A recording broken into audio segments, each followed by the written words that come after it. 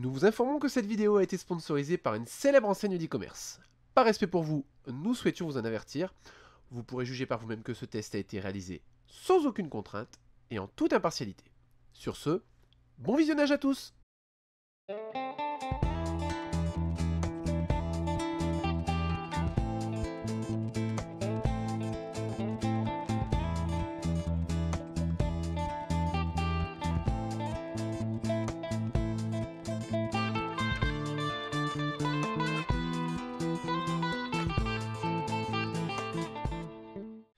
Salut les makers, CrazyDoob, ce n'est pas sans une certaine joie qu'aujourd'hui je m'en vais vous présenter ma nouvelle horloge, mon nouveau réveil. Je suis passionné depuis des années et des années des lampes tubes en fait Nixie. Bon, pour ceux qui ne connaissent pas, faites une petite recherche sur internet, NIXIE, donc des petits tubes d'affichage soviétiques à filament.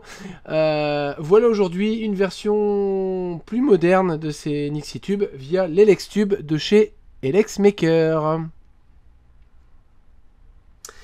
Donc on va commencer par vous montrer comment assembler cette petite merveille.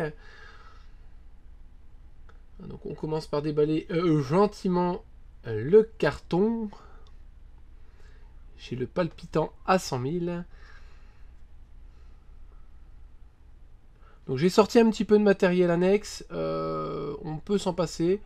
A priori, tout le matériel est fourni dans le carton de ce que j'ai pu en lire, ou en tout cas le plus gros. Je ne quitte jamais mes petits accessoires, donc pour l'occasion, je les ai sortis. Donc, un petit déballage, on enlève le papier bulle et on découvre le contenu. Donc c'est a priori bien protégé. Donc, des petites pièces en bois, donc découpées au laser, assez classique. Oh, peut-être à la fraiseuse. Un câble USB ainsi que une carte de contrôle, un petit peu de câble, donc un transformateur, une petite plaque avec une espèce de forme de grille, ici une plaque avec des espèces de petits escaliers, des petits chapeaux en bois, un peu de visserie. Donc voilà pour le premier étage. Second étage. Donc des modules LED, donc LED RVB, donc plusieurs modules forcément,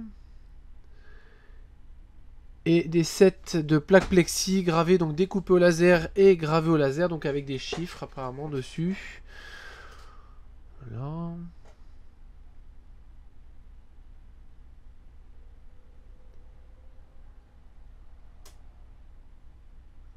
Hop.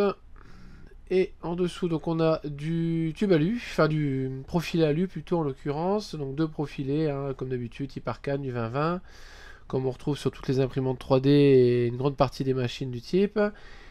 Et donc a priori le dessous et le support des plexis, hein, pour poser en fait l'horloge, hein, tout simplement. Voilà, on a fait à peu près le tour. Donc on a des petites découpes dedans, donc ok. Donc en termes de visserie, on va essayer de déballer tout ça. C'est bien fermé. Je ne sais pas pourquoi il s'entête encore à mettre du film étirable autour. Donc de la visserie nylon en grande partie pour un côté. Un peu de câble, donc des petits câbles avec connecteurs. Et les entretoises de ce côté-ci en plus. Donc ça j'imagine que c'est l'espaceur en fait, hein, pour les deux plaques bois, les grandes plaques, hein, tout simplement. Ah, quoique peut-être pas en fait. Non, c'est peut-être les espaceurs pour les chiffres en fait. Ouais, je pense que c'est plutôt ça. Donc, on va essayer de comprendre un petit peu comment ça fonctionne. Comme d'habitude, je travaille sans notice, parce que c'est plus rigolo. Donc il y a une plaque, enfin des petites plaques avec la grille, à mon avis c'est pour caler les petites plaques de plexi dedans. Ici, c'est une espèce de grille, donc je pense, voilà, ça a la forme des Des modules LED, je pense que c'est pour protéger le circuit en fait, hein, pour éviter que les LED soient mis sous contrainte une fois qu'on vient placer des petits plexis. Si je ne m'abuse, ouais voilà ça correspond. Donc on doit mettre ça, et à mon avis la petite grille au-dessus, voilà pour maintenir les petits plexis alignés. Tout simplement. Bon. Et bien on va retirer un petit peu le papier des différentes plates plexi. Et puis essayer de monter ça juste après. Voilà, donc la grille. La seconde partie.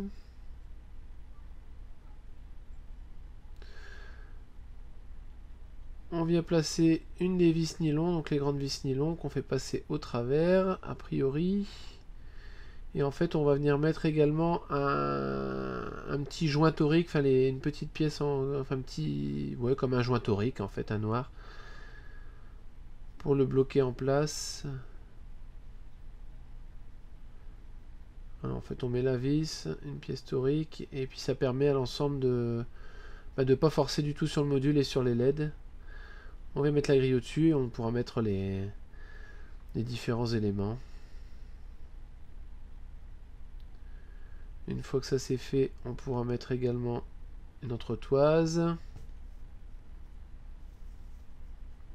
Puis deux entretoises. Donc pareil, on ne serre pas trop fort pour pas non plus trop écraser le joint en dessous. Hein. Puis trois entretoises. Et enfin forcément la quatrième pour ceux qui ont bien suivi jusque là.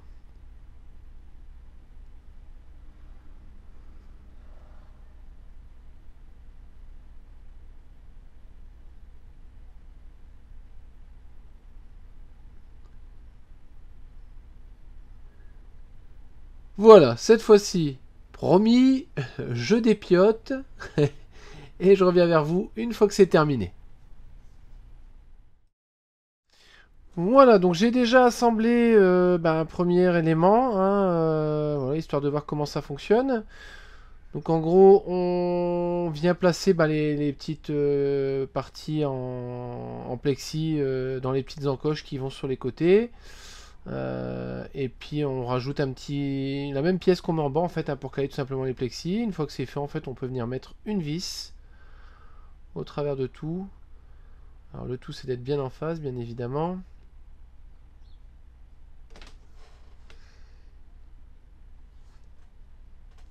En gros, dans l'ordre, on va avoir le petit circuit LED.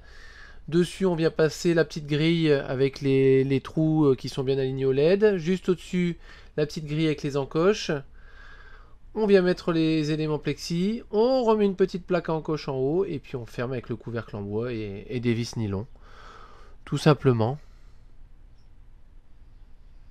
Une fois que c'est fait, on serre. Donc pareil, hein, avec parcimonie. Hein, il n'y a aucun effort mécanique. Voilà, c'est juste ce qu'il faut. Donc j'ai dit des bêtises, il faudra quand même un petit peu d'outillage. Tout n'est pas fourni. Même si les éléments nécessaires sont vraiment rudimentaires. Hein, on a un tournevis tout simplement. Hein.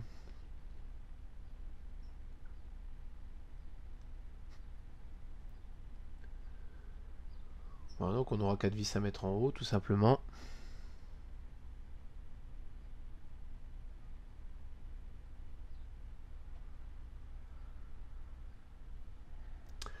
Et voilà.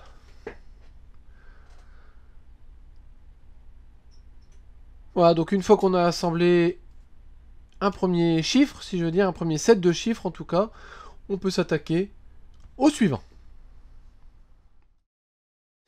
J'ai terminé d'assembler les différents chiffres. Donc on voit par transparence les différents éléments. Voilà. Donc rien de très compliqué, hein, ça m'a pris une petite demi-heure en prenant mon temps et en faisant les choses bien. Une fois que c'est fait, on va pouvoir s'attaquer à la base. Donc je vais sortir la carte mère.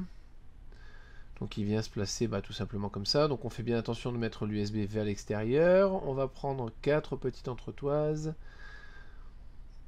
les petits écrous, les vis assorties.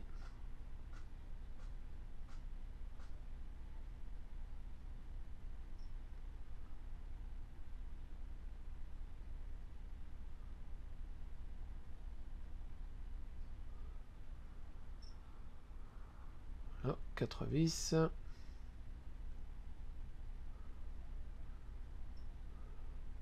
Et là c'est bête comme chou, hein. On vient mettre une vis à travers. Donc on peut le sortir pour venir mettre une entretoise entre deux. Et une fois que c'est fait, on vient visser par en dessous avec un petit écrou.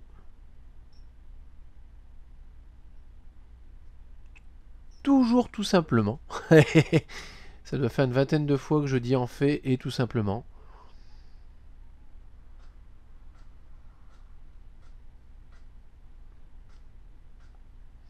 Voilà, on répète l'opération une seconde, une troisième ainsi qu'une quatrième fois.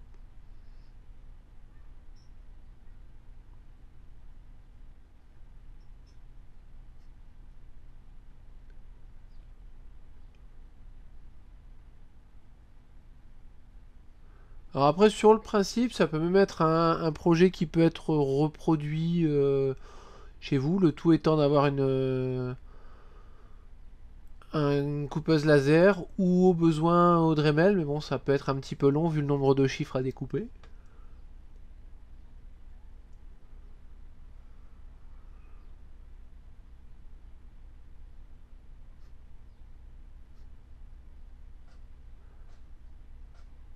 Voilà.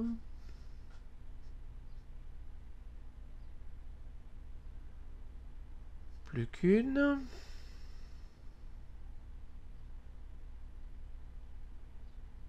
Voilà.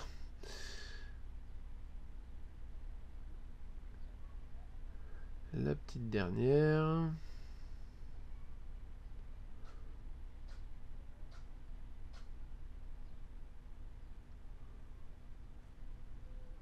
Voilà.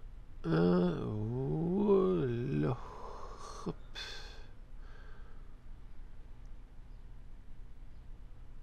Ensuite,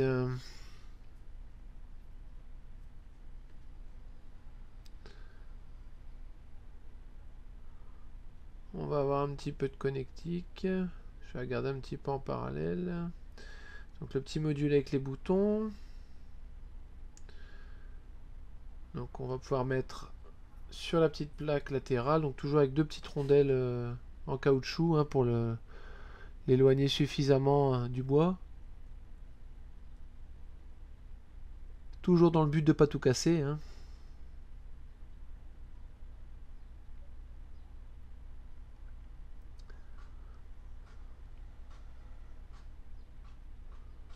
Le système reste le même que pour la carte mère, si ce n'est qu'on va rajouter les deux petits joints toriques, qui pour le coup sont pas utilisés comme joints, mais en tout cas qui ont le mérite d'être des joints.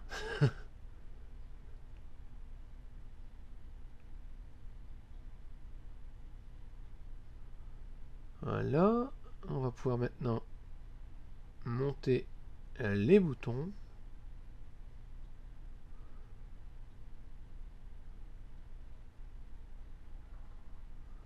Le petit écrou.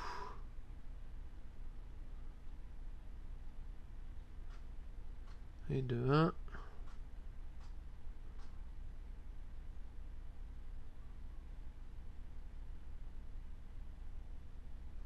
Et un petit peu plus dur, je ne sais pas pourquoi.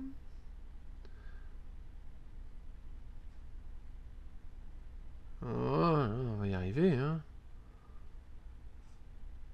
Oh, impeccable, on peut le dire.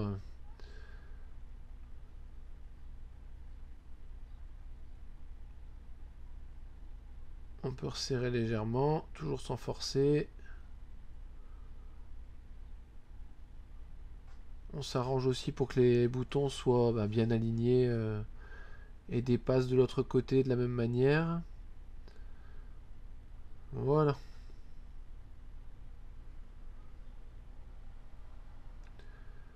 Niveau connectique, donc on a le grand câble qui va permettre de raccorder les boutons à la carte mère.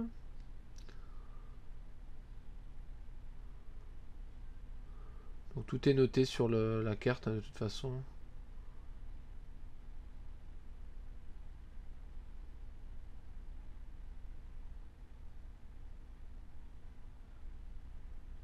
Il faut faire attention de bien mettre dans le même sens le connecteur JST, hein, pour pas le casser. Ce sont vraiment des petits connecteurs, ils n'ont pas opté pour du XH. C'est du plus petit.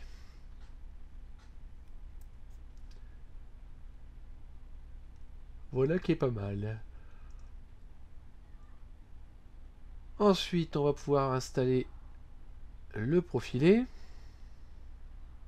J'ai même les profilés. Donc en fait, il y a une vis qui va en bout de ligne et qui vient se visser dans le taraudage qui est prévu dans le profilé. Voilà.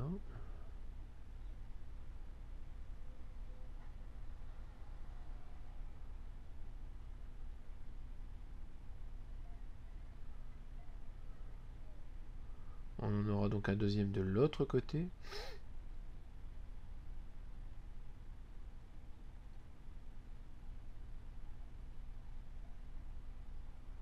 Décidément, quand on a deux mains gauches,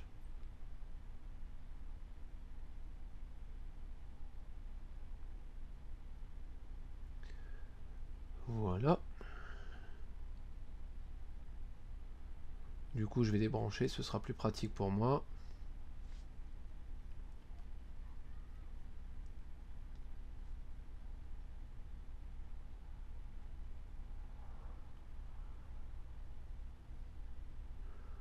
On va mettre des écrous hantés dans les rainures.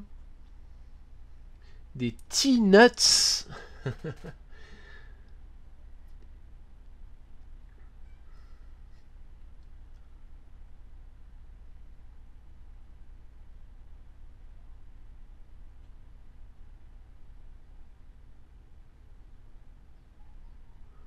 Donc du coup, j'ai pu tous les engager côté plaque.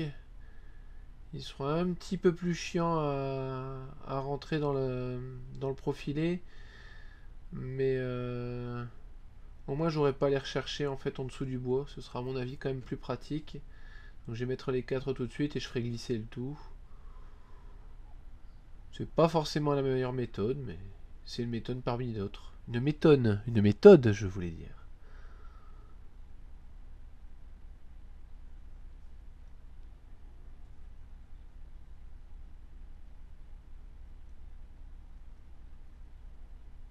Voilà.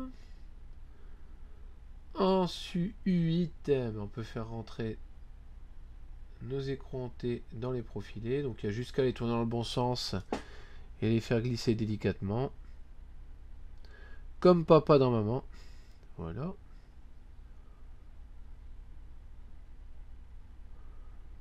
De l'autre côté, on fait pareil.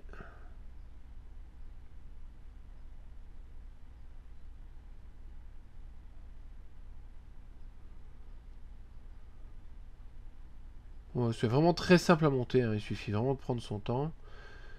Et une fois que ça c'est fait, on vient aligner avec les doigts le bois et l'aluminium. Et on peut serrer les différentes parties. Donc je suis un petit peu hors cadre, j'en suis désolé.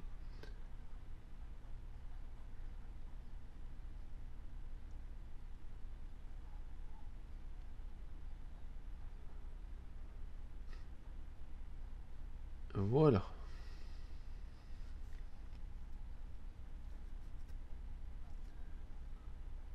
On peut ensuite mettre la deuxième partie. Donc comme pour la première.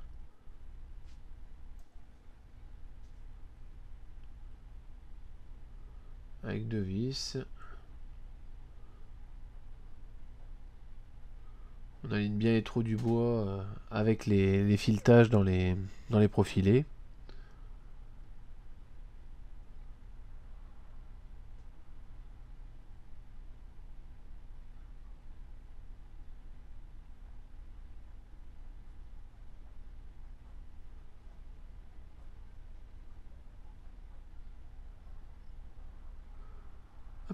Voilà, du coup on peut venir rebrancher la petite prise sur la carte mère, puisque maintenant on sera plus amené à désolidariser les boutons et la carte.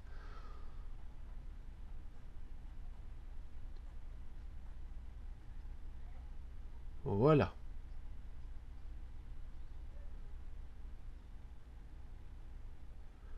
Ensuite, on va venir raccorder ensemble les modules LED. Donc c'est des LED de WS, hein, donc avec transmission de données tout simplement, hein, comme j'ai déjà présenté sur mon horloge à base d'Arduino. Donc on vient ponter entre les éléments.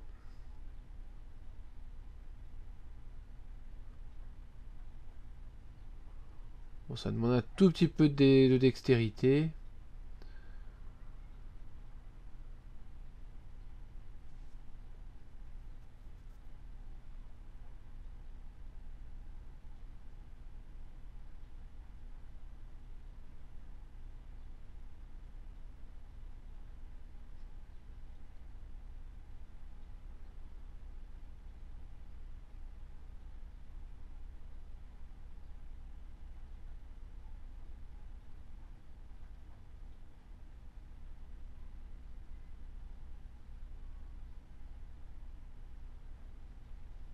Voilà.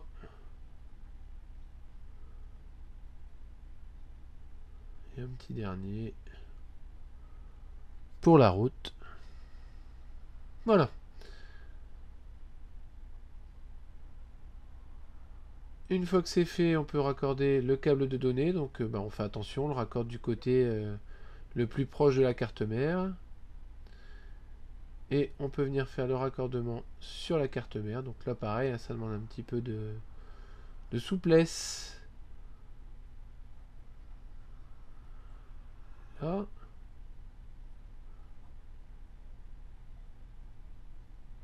J'aurais pu utiliser le fil plus long. Mais voilà, je préfère raccourcir au maximum les câbles. Ce que je vais faire, je vais installer les écrans en T. Que j'ai oublié d'installer. Hein.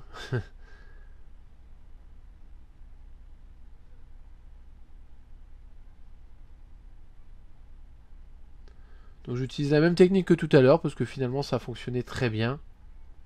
Ou ça a très bien fonctionné.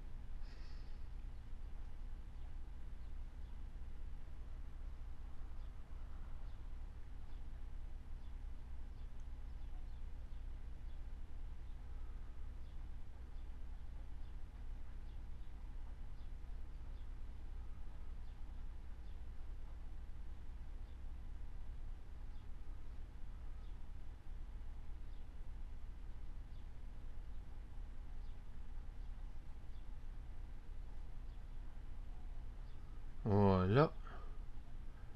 Et maintenant je vais devoir réouvrir un côté pour faire glisser les écrans en T tout simplement. Hein.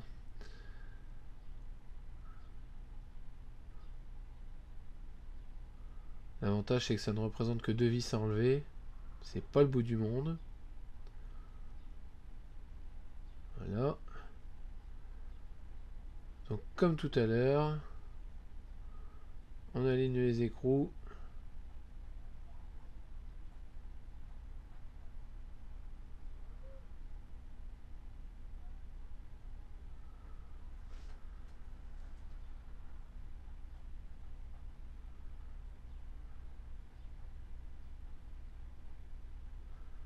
Voilà, deux de passer. Je fais attention de bien saisir le fil. Voilà. Une fois que j'ai suffisamment de longueur, je vais pouvoir venir fixer le câble en place. Donc j'utilise une petite pince pour ça, pour l'aligner. C'est à mon avis la technique la plus simple. Donc la petite pince de mon kit iFixit que vous avez aperçu.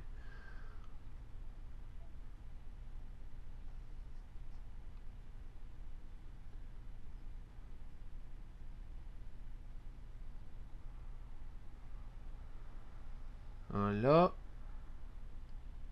On referme le tout.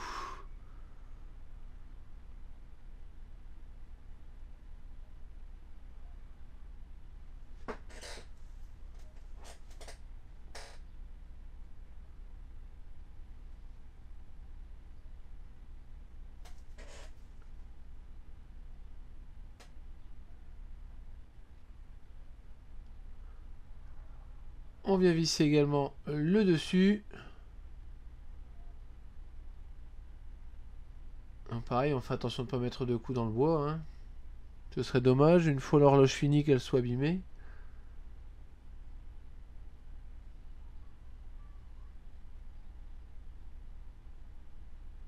Voilà.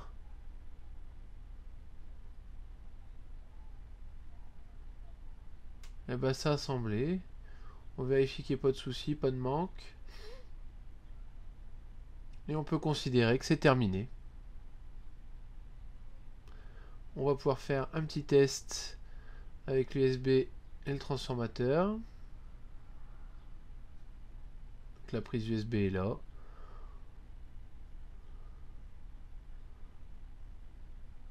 Il va juste me manquer un petit adaptateur parce qu'on est sur une prise US. Je vais aller chercher ça, puis on teste ça tout de suite. J'ai cherché à peu près partout, je n'ai pas réussi à retrouver d'adaptateur prise US, je dois en avoir une quelque part, mais je ne sais où, donc on va faire le test sur ma powerbank, tout simplement. Voilà, donc elle est bien chargée. On va tester ça. Oh joie, oh merveille, oh miracle, avec un joli effet. Voilà, donc l'horloge n'est pas à l'heure. Par contre, en termes de rendu, bah, c'est juste très très joli.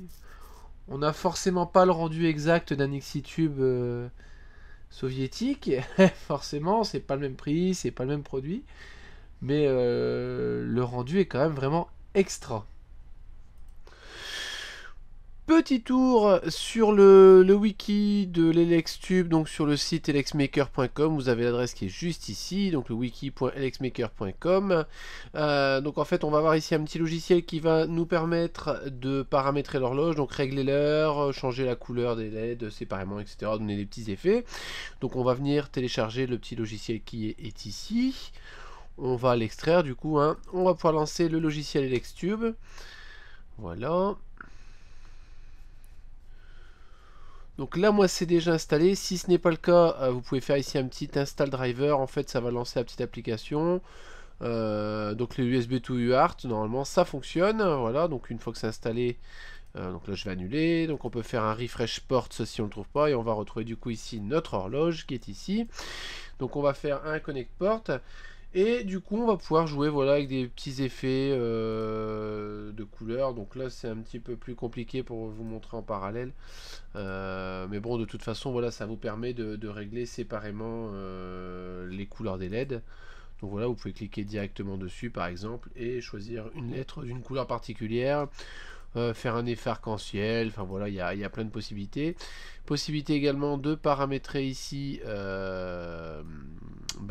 toutes les LED de la même couleur. Donc moi j'aime bien l'effet un peu vraiment Nixitube d'origine. Voilà, même si on n'est pas, je le répète, sur une vraie horloge Nixie, on en a ici que le principe. Et voilà, ça me permet d'avoir une couleur qui va vraiment être ressemblante, en tout cas, au style Nixitube, en attendant d'avoir mieux. Notre horloge Elextube est prête à l'emploi, donc vous voyez que j'ai opté pour une couleur plutôt orangée qui rappelle un peu l'effet des afficheurs Nixitube. Voilà, après à vous de choisir en fonction de votre déco et de vos goûts. Si vous avez des questions, des commentaires, n'hésitez pas à les laisser juste en dessous, je me ferai comme d'habitude un plaisir de vous répondre. Likez, partagez, pensez également à liker la page Facebook où on annonce un petit peu les dernières nouveautés et les projets en cours.